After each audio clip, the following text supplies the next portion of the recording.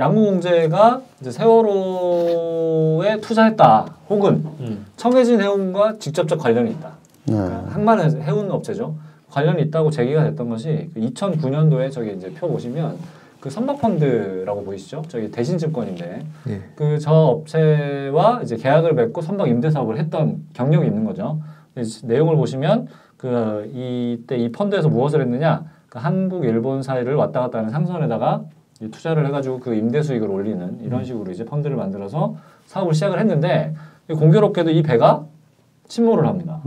그래서 이 침몰을 하고 나니까 저기 이제 20억 원 정도로 투자를 했다가 그 양궁공제회에서 19억 6,900만 원을 손해를 봤다. 그러면서 이제 손해배상 청구를 하죠. 손해배상 청구를 했는데 이제 일부 승소, 일부 기각 이렇게 돼가지고 이제 6억 2,300만 원이죠. 요 정도밖에 배상을 받지 못하고 이 사건은 마무리가 됩니다. 그 펀드를 대신증권이 조성을 해주는 거잖아요. 그렇죠. 그 운영을 대신증권이 해주는 거예요? 그렇죠. 대신증권에서 펀드를 이제 조성을 하고 그 이게 이제 공모인지 투자 대행. 투자 대행을 하는 거죠. 투자 대행사죠. 근데 그 양궁공제가 자기들이 돈을 이제 내가지고 임대 사업을 했는데 그게 사고가 났어. 근데 그러면 대신증권이 손해를 메꿔줘야 되나? 반드시 그런 건 아니죠. 근데 이제 뭐 계약상에 그런 게 있을 수 있겠죠. 그러니까 그때 당시 선관주의 위반이라 그래서 그러니까 이제 착할 선자 관리할 때 그 관자 쓰는데요. 그러니까 그게 쉽게 얘기하면 내 것처럼 관리해야 되는데 관리 제대로 못해서 침몰했으니까 책임져라. 이런 개념으로 손해배상을 청구한 거로 알고 있습니다. 근데 법원은 이제 뭐 어쨌든 투자 실패라고 일정하게 인정을 해가지고 손해배상 청구에 그 정도로 했나 보네요. 근데 이게 침몰이다 보니까 이게 애매한 거죠. 뭐 사고 원인 조사도 했을 것 같고. 저는 이 사건도 좀 살펴봐야 될 것 같긴 한데.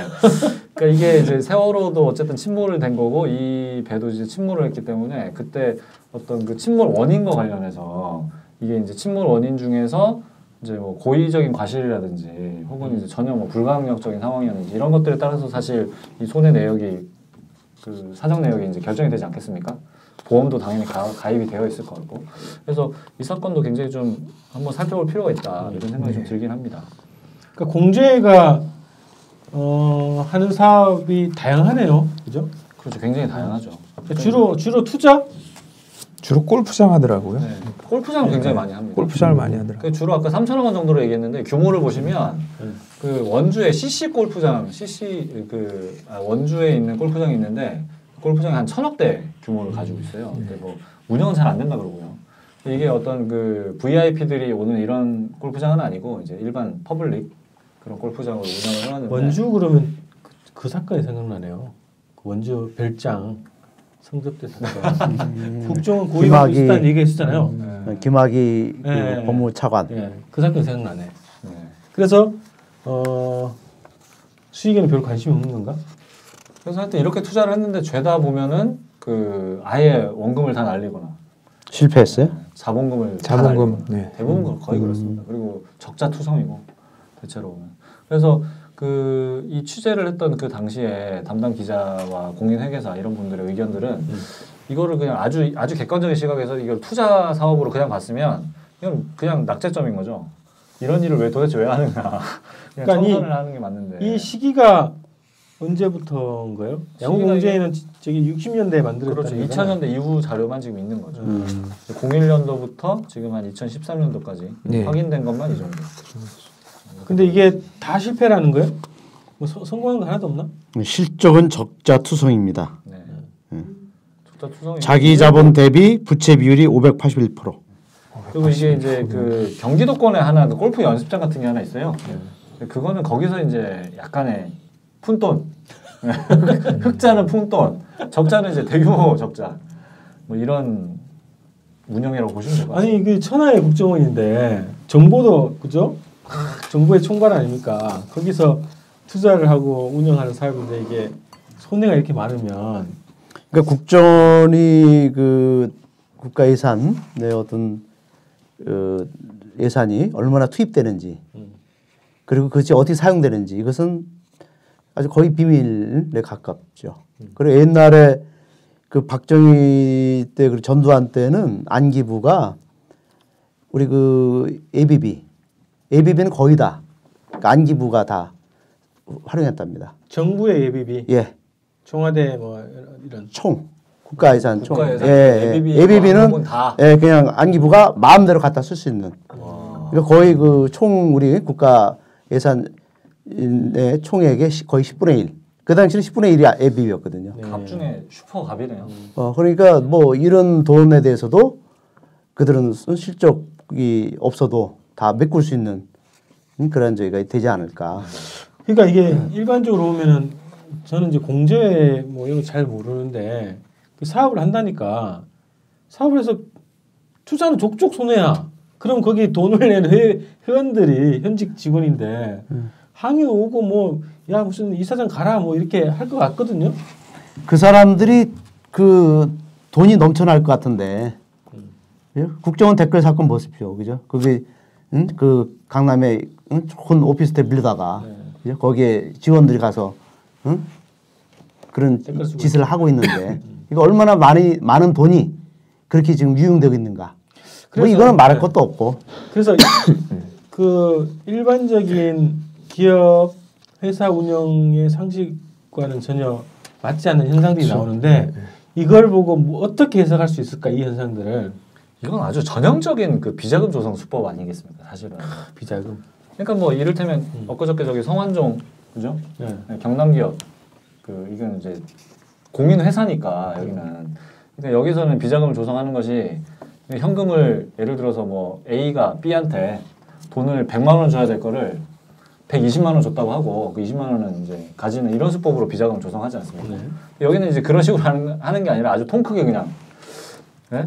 여기 적자다. 그리고 돈을 이만큼 갖다 주는 거죠. 우리 더 투자하겠다. 그래서 억 단위가 아니라 여기는 천억 단위지 않습니까? 이런 식으로 자꾸 자본금을 메꾸는 거예요. 신기한 게 자본금이 애초에 투자한 자본이 다 지금 적자가 돼서 이미 다 날아간 상황인데 이 회사를 유지를 하면서 자본금을 계속 투자를 하는 거죠. 그 말은 뭐냐면 이걸 비자금으로 해석하면은 그 돈 다 빼먹은 거죠. 쉽게 말하면. 그죠? 회계 처리는 적자. 그죠? 자본금 처리하고 날라갔다 이렇게 해놓고 그 돈을 다 이제 누구의 인마이 포켓 그죠? 이렇게 다 들어가는 아주 그런 전형적인 통큰 비자금 조성 수법. 요거를 잘 분석하면은 그 대선 자금이 나오겠는데요. 이 돈 규모를 보니까 그렇죠. 이게 뭐 1억, 2억 이런 게 아니라 지금. 네네. 그 성완종 경남기업 그 규모하고는 게임도 안 되는 규모인데요. 그분은 한 150억 줬다고 그랬죠. 그렇죠. 근데 여기는 한 사업에 그냥 1000억이네. 1000억이 넘어요. 그래서 비자금 가능성이 그 동안에 얘네들의 행태를 보면 비자금 가능성이 하나 있고 또 하나의 가능성은 뭐 없을까요? 이런 사업 행태를 딱 봤을 때 그런 가능성이 있을까요? 아니 뭐 그런 거 있잖아요. 저는 그 신부님한테 좀 듣고 싶은데 얘네들이 돈 벌 목적이 아니다. 하나는 비자금, 그래서 뭐 공작을 위한 어떤 비자금, 정권 장치를 위한 정치자금 이런 걸로 활용하기 위한 공간일 수도 있고 또 하나는 공작 용제 공작 어떤 뭐 사건을 만들기 위한 그 용도로 얘네들이 그걸 유지를 하는 거지.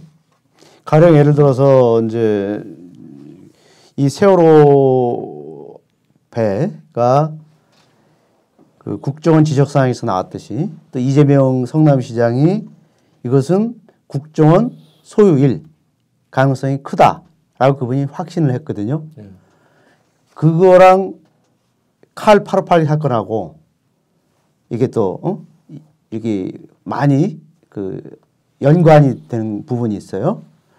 칼 858기가 그 1987년 11월 29일 날 사고가 발생했는데 이 비행기는 2달 후면은 그러니까 사고 발생이 11월 29일 그리고 2달 후 88년 1월 달에 폐기되는 그 기종이었어요.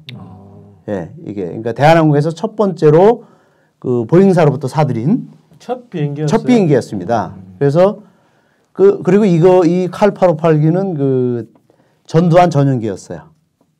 도입할 때 아니 이제 나중에 지나고 나서 이제 사용하면서 나중에 전두환 전용기로 써요. 그러다가 이 비행기가 이제 몇 번 동체 착륙을 합니다.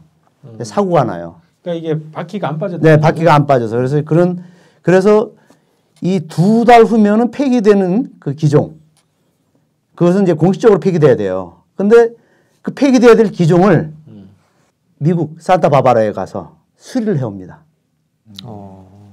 응? 2달 후면 폐기되는 기종을 엄청난 돈을 들여서 수리를 해요.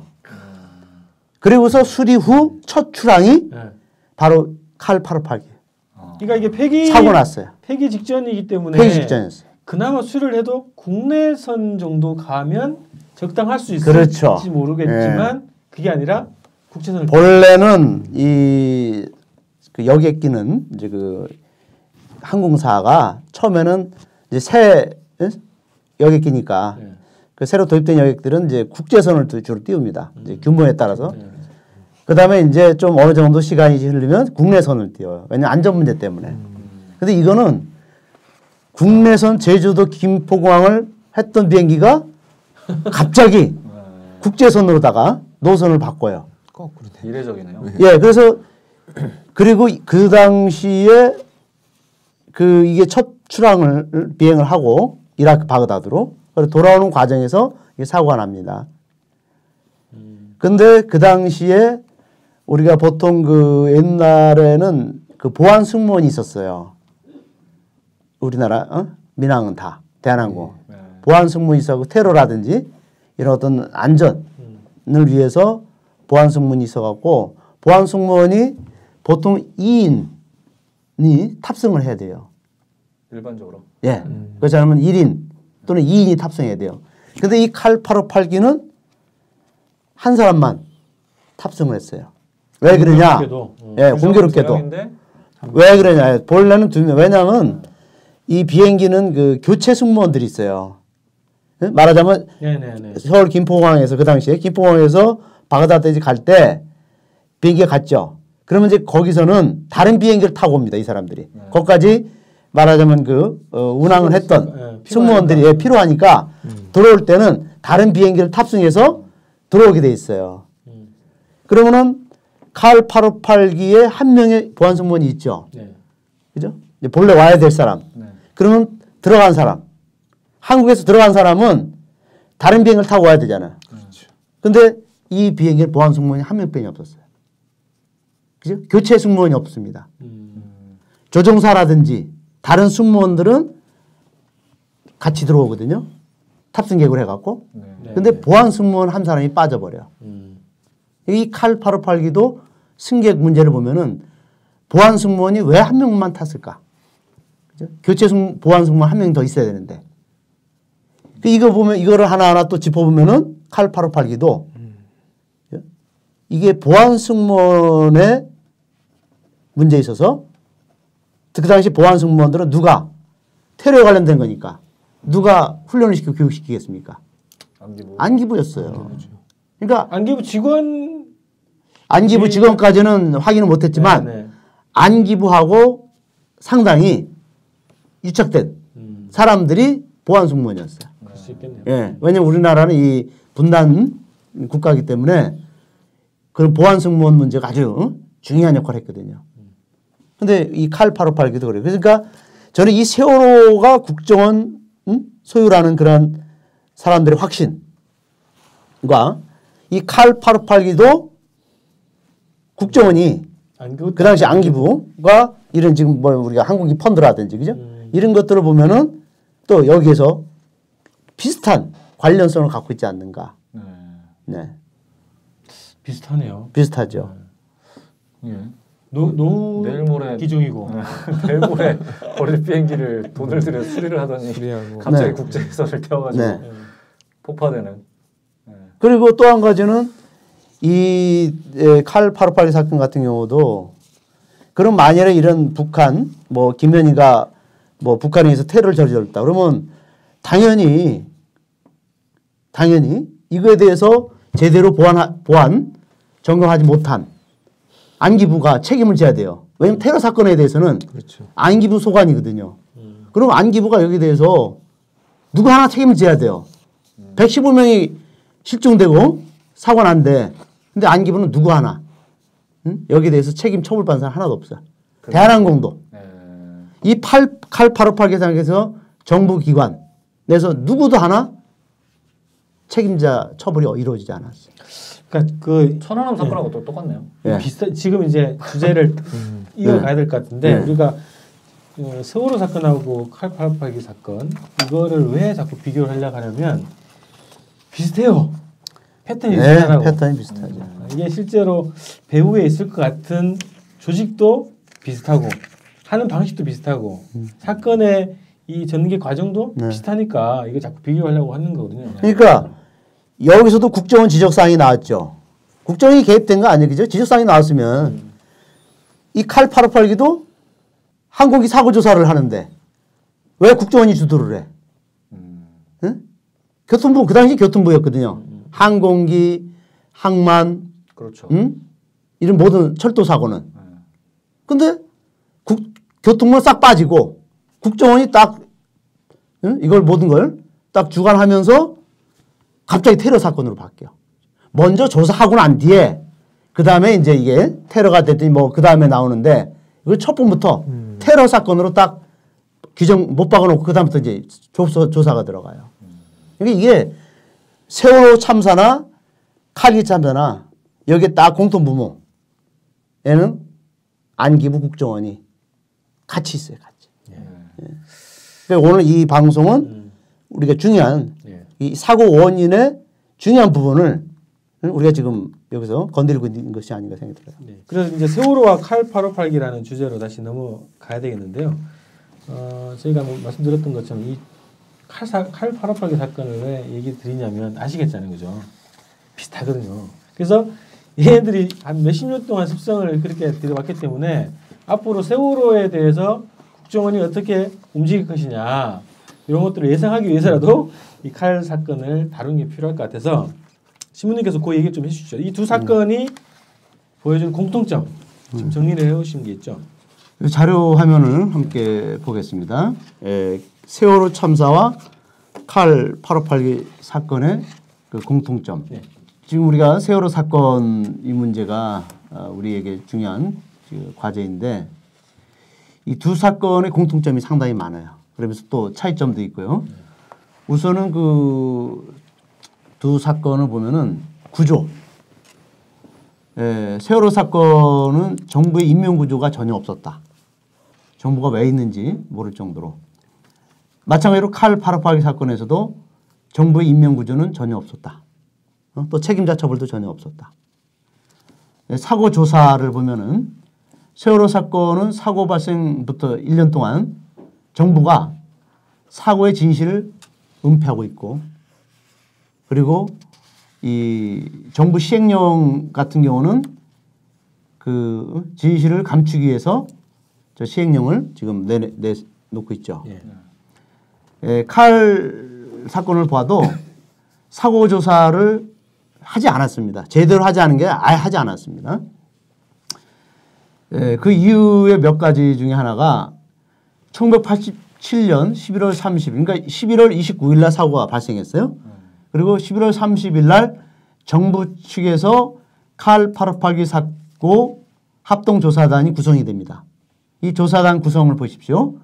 외무부에서 4명 그리고 노동부에서 1명 경찰 1명 총 6명이죠. 합동수사단이 6명이 115명이 실종된 그 항공기 여객 합동조사단이 구성이 돼요. 그러니까 이게 전문적인 기관도 들어가 있지 않고 없죠. 이상하네요. 자, 이걸 보면은요.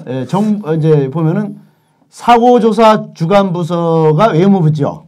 외무부 차관이 단장이 되죠. 교통부 직원이 모두 빠져 있습니다. 이거는 상식적으로 납득이 안 되는 부분이죠.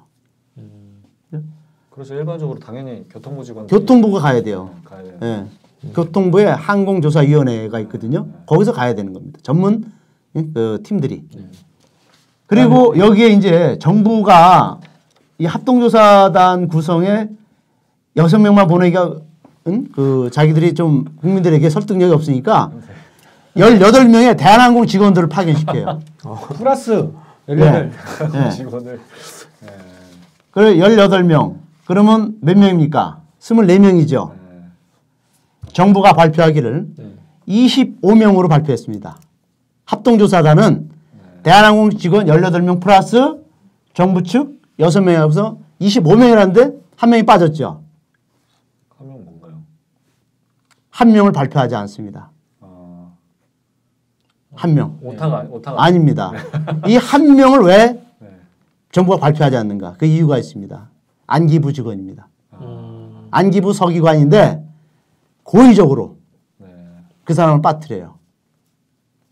이제 그것이 이제 확인이 됩니다. 또 그 이것이 얼마나 문제가 돼? 또 다른 우리 자료 화면을 보겠습니다. 예, 이 국정원이 가족회에 보낸 답변서가 있습니다. 가족회는 그 칼 858기 예, 그 가족회, 네. 실종자 가족회. 네. 이분들은 예. 그 유족회라고 부르지 않아요. 가족회라고 부르죠. 가족회라 예, 왜냐면 실종됐기 때문에. 실종자 가족회. 예, 그러니까 이제 정확히 가족회라고 부르는데 그 이 세월호 사건은 지금도 9명이 지금 실종돼서 아직 이거래요 시신을 발견을 못하는데 이 칼 858기 사건은 115명이 예? 지금 27년이 지난 지금 이 시점에도 115명이 지금 돌아오지 못하고 있어요. 실종자 상태죠. 예, 실종 상태죠. 아무 시신이 없어요. 자, 제가 그 여기 보면은 국정원이 보내온 답변서가 2004년 3월 달에 보냈는데 정부 합동조사단 구성을 이렇게 했다. 25명이다. 외무부 2차관보, 외무부 3명, 노동부 1명, 경찰 1명, 그리고 대한항공 18명. 그 다음에 국정원의 저 답변서를 거짓으로 증명하는 또 하나의 자료가 있죠. 밑에. 김현희 국선 변호사가 안동일입니다. 안동일 변호사가 쓴 책 나는 김현희 실체를 보았다. 이게 동아일보에서 나왔어요.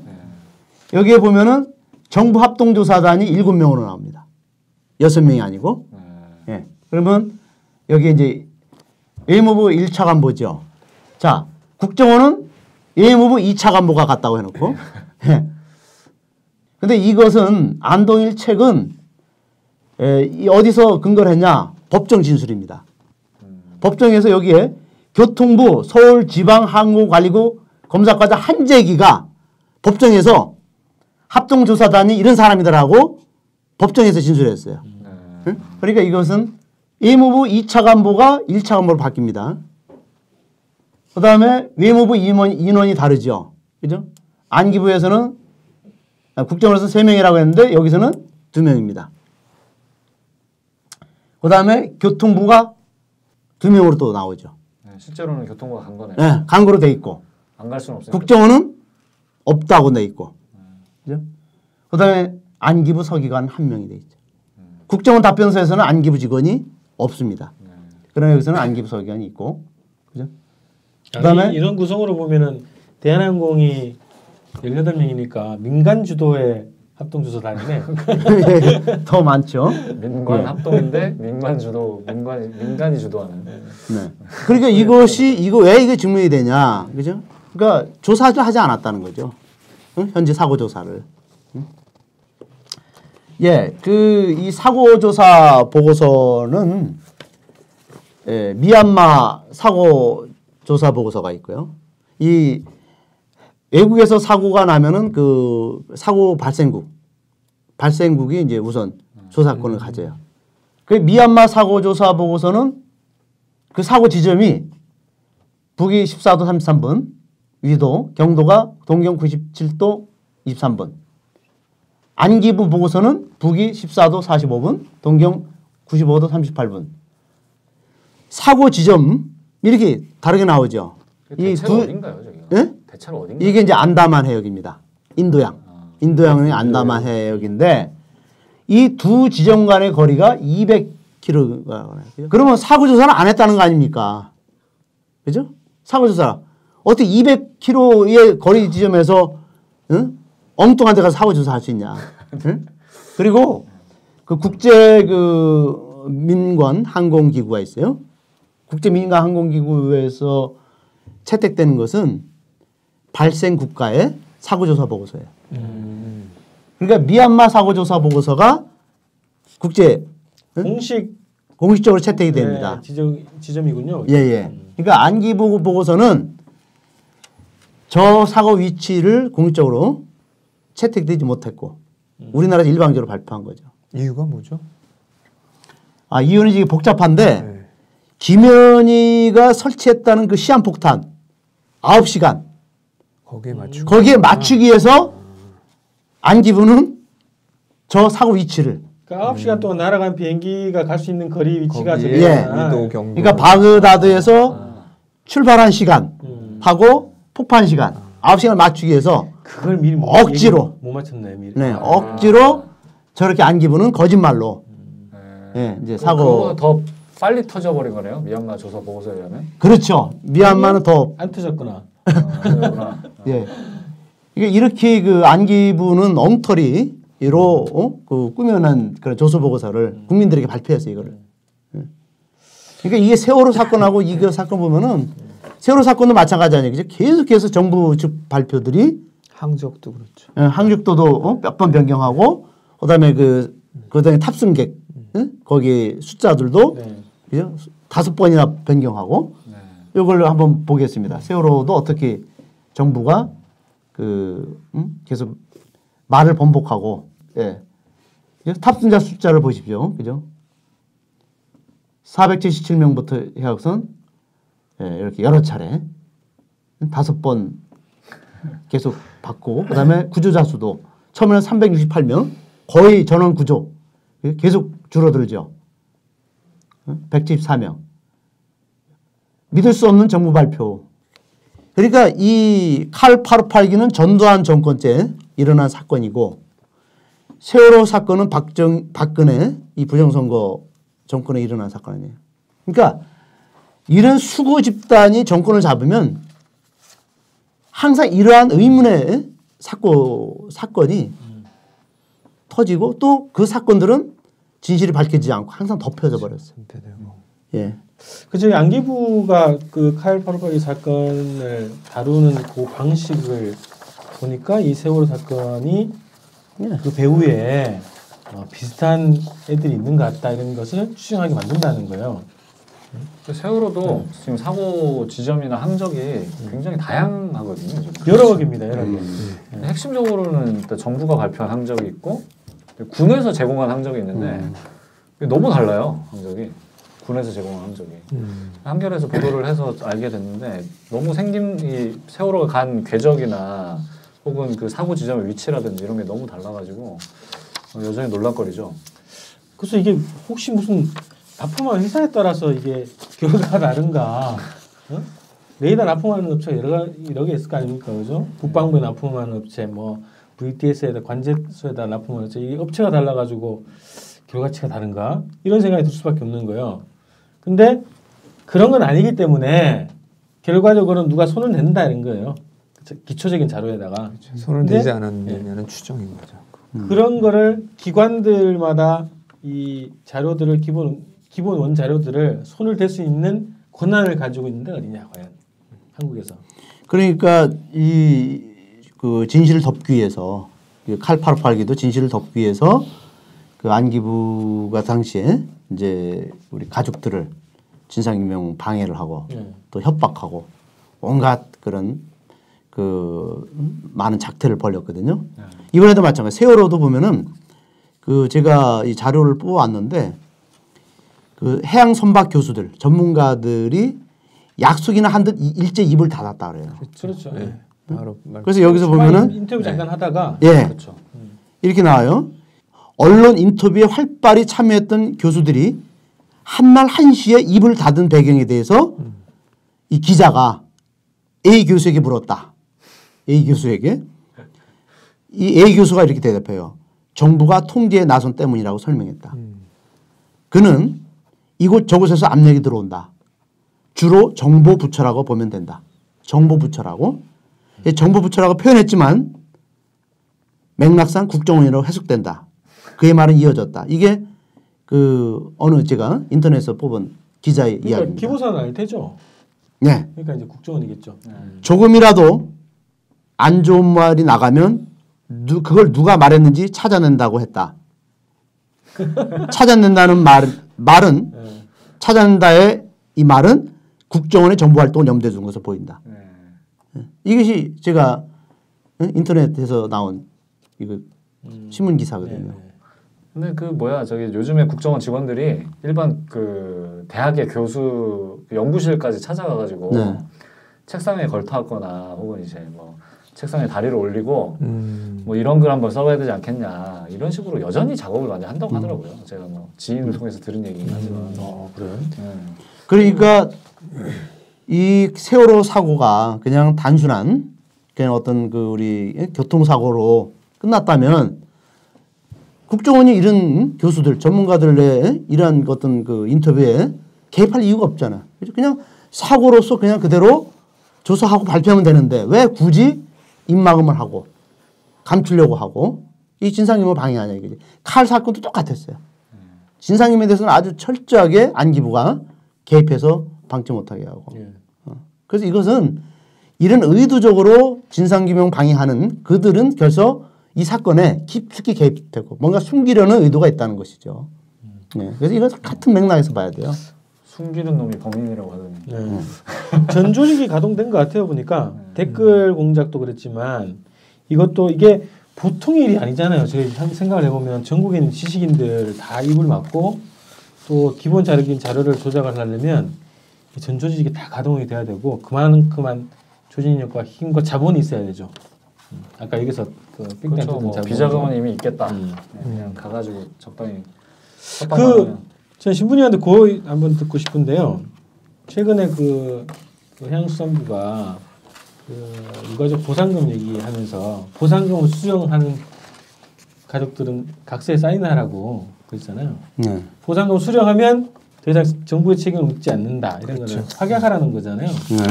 보상금 문제 관련해서 이렇게 정부에서 협박 회유 뭐 이런 걸 하는데 칼 사건은 어땠는지 해주세요. 예, 그 칼기 이 사건에서도 그 첫 번째로는 본래는 이제 그 항공 사고가 나면은 여객기 보험금이 있어요. 그렇죠. 여객기 그 보험사에서 보험금을 그 수령을 하는데 이 칼 파르파기는 보험금을 주질 않았어요. 보상금으로 대한항공이. 그러니까 예.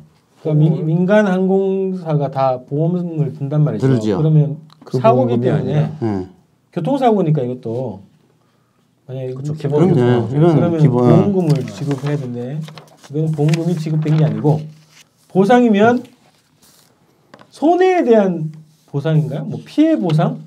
그러니까 이제 그것이 뭐 보상금이라도 제가 볼 때는 위로금이죠, 그냥. 위로금. 예, 그냥 자기 회사가 그래도 어느 정도 책임이 있다. 회사 차원에서 대한항공 차원에서 대한항공의 위로금을 지금. 예, 이제 그런 식으로. 그러니까 보험사에서 보험금이 나간 게 아니라. 예, 보험사에서는 보험금이 되질 않았어요. 아 그래서 이게 비행기가 살아 있을 수 있다라는 얘기가 그래서 또 하나가 될 수 있겠네요. 네. 그러니까 그래서 그게 이제 이 보험 문제가 아직도 해결이 안 되고 그리고 그 당시에 그 한 1억 6천만 원 정도 이가 지급돼야 됩니다. 1인당. 그 실종자 1인당. 그것이 이제 원래 그 규정상. 그런데 실제로는 그 절반 빼냐 안 줬어요.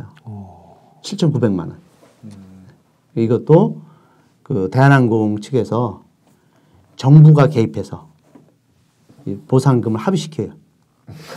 그러니까 이 대한항공하고 이 가족들하고 합의를 하라고 이렇게 정부가 대한항공하고 가족들하고 합의를 하는데 합의 과정에서 정부가 개입돼요. 형사들이 들어와서 7,900만 원에 대해서 불만을 가진 가족들은 싸그리 잡아다가 협박하고 그래서 이 보상금 문제도 정부가 개입해서 그게 다 자기들이 조정해버려요. 그리고 이제 가족들 중에서는 그 보상금 갖고는 못 가져가겠다라고 하니까 며칠까지 찾아가지 않으면은 법원에 공탁권을 걸어서 너희들이 알아서 가져와라. 그래서 이렇게 그 강제적으로 이 일방적으로 보상금을 결정해 버려요. 그 완전 깡패네요. 테러라고 규정하고 거기에 대한 보상은 민간에서 하게 만들고 그렇죠. 그 과정에 또 개입하고. 예. 아 정말. 그러니까 지금 칼 858개 사건도 그 당시 실종자 가족들도 정말 그 자기들 남편과 자기 그 가족들이 이뤄서 너무 억울했는데 여기에 계속 정부가 개입을 해서 그 억울한 사람들을 더 괴롭히고 고통스럽게 만들고 그들의 인권을 무차별하게 탄압해요. 지금 세월호 사건도 똑같은 거예요. 그렇죠. 그죠? 정말 이 자식들을 억울하게 잃었는데 이 유족들에게, 그 세월호 유족들에게 얼마나 피맺히게 지금, 그죠? 상처를 주는 게 누굽니까? 박근혜부터 약속 지키지도 않고, 그죠? 지금 정부 아니에요, 그죠? 계속해서 이거 은폐하기 위해서 또 유언비어 만들어내고 이 당시에도 세월호 칼기 사건 때도 유언비가 엄청 난무했어요. 가족들이 그러니까 안기부가 주도했죠. 언론에 흘려요. 가족들이 너무 많은 보상금을 요구해서 정말 이게 문제가 된다. 그래서 사람들이 그게 또 믿고 그죠? 막 또 가족들 욕했어요. 무슨 장사하냐 뭐 이렇게 또 하는 거죠. 그러니까 전두환 그 살인마 전두환 때나 학살자 박근혜 때나 하나도 바뀐 게 없어요. 얘들이 정권을 잡으면 항상 이 짓거리로 그동안 이 사건을 무마시켜 왔어요. 그래서 이런 패턴의 여론 공작을 누가 하냐 이거지 도대체. 그래서 저희가 이제 그렇게 추정이 된다는 거예요. 화살이 국정원으로 갈 수밖에 없는 그런 상황이네요. 자 오늘 그래서 우리가 처음부터 좀 다루니까 그동안 못 다뤘던 거 있잖아요. 관심 좀 못 뒀던 거, 약간 지나쳤던 거 이런 것들이 다시 보이네요. 네. 그래서 우리가 방송 제목을 세월의 진실 이제 다시 시작이다 잡은 게 잘한 것 같아요. 다시 해야 되는데. 네, 아주 정말. 한번 복귀해보는 게 네. 중요하네요. 그래서 이게 어쨌든 이게 1년이 지나면서 전혀 성과가 없는 건 아니에요. 쟤네들은 어쨌든 계속 공작을 하고 은폐를 했지만 조금씩 드러난 게 있단 말이죠. 조금씩 드러난 걸 가지고 예전에 해명이 안 됐던 게 풀리는 것도 있고 그래서 다시 이제 복귀하는 게 의미가 있었던 것 같고요. 지금 시간을 보니까 오늘 그 해양안전심판원 여기 이제 조사 보고서까지는 다루기 어려울 것 같고 오늘 여기까지 일단 다루고 다음 시간에 해양안전심판원이 해양사고의 총괄조사단이에요. 조사기관이죠. 그렇죠. 법적 주체입니다. 원래 해양 사고가 나면 일단은 이제 기본적으로는 해양안전심판원에서 사고조사 이것들을 쭉 진행을 하고 이제 어떤 거기에 이제 선원이라든지 이런 분들에 대한 그 어떤 조치까지 기본적으로 하죠. 그런 역할을 하는 게 이제 심판원인데. 그래서 다음 시간에는 이걸 다루긴 할 텐데요. 그 전에 그것도 의혹이에요. 뭐냐면 이 해양사고잖아요. 근데 이 조사 주체가 누구였냐 그동안 검경 합동수사본부였잖아요. 근데 그 경이라는 것도 해경이었다는 거예요. 그렇죠. 검경의 경은. 그러니까 당사자가 이 조사기관으로 들어와 있었단 말이죠. 그리고 실질적으로 해야 되는 해양안전심판원이 작년 12월에 그제서야 보고서를 낸 거잖아요. 늦게 냈죠. 아주 늦게. 조사를 검경이 주도를 한 거예요. 그러면서 거기에서도 시뮬레이션이 나왔고 중간 조사 발표가 나왔고 그걸 가지고 지금 기소를 해서 재판이 지금 진행되고 있는 그런 상황이거든요. 그런 조건에서 어쨌든 해양안전심판원이 12월 달에 발표한 보고서 이거를 검증하는 걸 중심으로 다음 시간을 이어가야 될 것 같습니다. 다음 시간에 몇 시간이 될지 모르겠지만 어쨌든 주제를 잘 다루는 방식으로 해서 시간 구애받지 말고 그래서 우리 맹 실장님은 출연할 때 항상 반차를 내쉬고 오셔야 될 것 같습니다. 네. 제 휴가 보장은 방송 때마다 반차 내시면 어떻게? 자 이렇게 해서 오늘 국정원과 세월호를 주제로 해서 첫 방송을 진행했습니다. 그래서 말씀드렸던 것처럼 저희는 작년 4월 16일부터 다시 시작합니다. 다시 하나하나 재검증하고 추가로 확인된 거 분석을 해서 방송을 이어가도록 하겠고요. 지금 재판이 진행 중입니다. 청해진 직원들에 대한 그리고 선원들에 대한 재판이 진행 중이거든요. 근데 이 보도가 잘 안 돼요.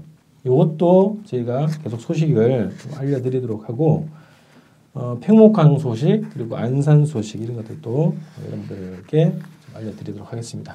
자 이렇게 해서 시대증표 특별판 세월호의 진실 이제 다시 시작이다 1회 모두 마치겠습니다. 네, 감사합니다. 수고했습니다. 네, 감사합니다. 수고하셨습니다.